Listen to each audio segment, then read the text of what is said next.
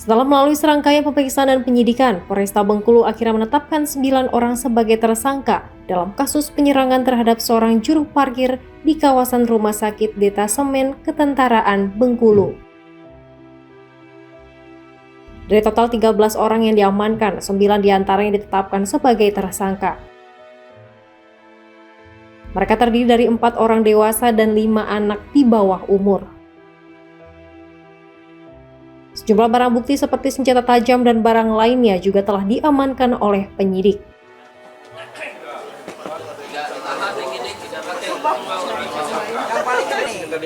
Aku lagi tutupi masih bawah umur, masih di bawah 18 tahun. Kapolresta Bengkulu Kombes Pol Sudarno menegaskan bahwa peristiwa ini bukanlah penyerangan terhadap rumah sakit. Kejadian berawal dari aliansi 4 kelompok geng yang berkumpul untuk melakukan serangan terhadap kelompok geng lain, yaitu geng Timur Indah.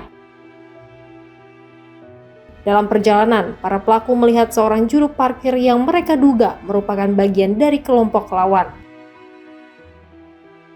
Dugaan itu berujung pada pengejaran dan aksi penyerangan. Sebagian pelaku bahkan mengejar korban hingga ke dalam area parkir rumah sakit, yang menyebabkan juru parkir tersebut menjadi korban kekerasan. Kan berjumlah 13 orang. Jadi kejadian itu setelah kejadian 03, kemudian ada laporan di kita itu jam 2 sore, kemudian sekitar jam 10 malam ya. Jam 10 malam itu sudah kita lakukan penangkapan sampai pagi. Jam 2 itu kita dapat 13 orang. Jadi dalam waktu singkat alhamdulillah semua pelaku sudah kita amankan. Kemudian dari 13 itu setelah dilakukan pemeriksaan ditetapkan tersangka 9 orang. Jadi yang memenuhi unsur tindak pidana itu 9 orang, sedangkan 4 orang nanti akan kita kembalikan ke orang tuanya karena memang mereka tidak memenuhi unsur-unsur tindak pidana yang kita persangkakan sesuai dengan kejadian di lokasi. Kemudian jadi awal kronologis kejadian itu anak-anak ini memang sebelumnya dari 4 kelompok geng.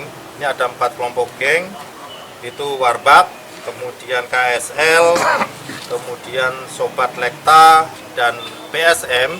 Ini berkumpul, jadi dia membentuk satu aliansi lah, beberapa grup geng itu akan melakukan penyerangan terhadap kelompok yang ada di Timur Indah. Nah, sambil mereka jalan, kan mereka jalan ini pakai motor, ada yang punya 2, ada yang punya 3. Kemudian mereka ini jalan, pas kebetulan di depan rumah sakit DKT, dan mereka juga mencurigai salah satu tukang parkir di sana itu kelompok yang akan diserang.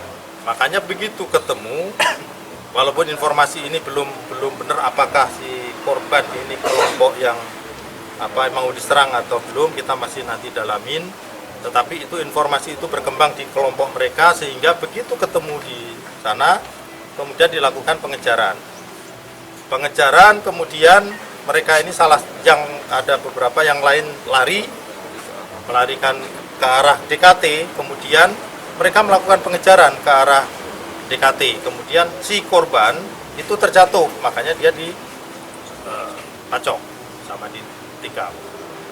Jadi informasi yang beredar bahwa kelompok geng ini melakukan penyerangan terhadap rumah sakit tentara itu tidak benar.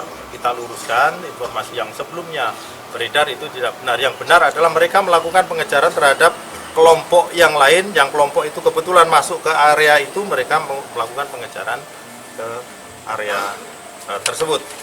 Terhadap 9 tersangka, polisi menerapkan undang-undang darurat tentang kepemilikan senjata tajam, serta pasal tentang pengeroyokan yang mengakibatkan korban luka berat.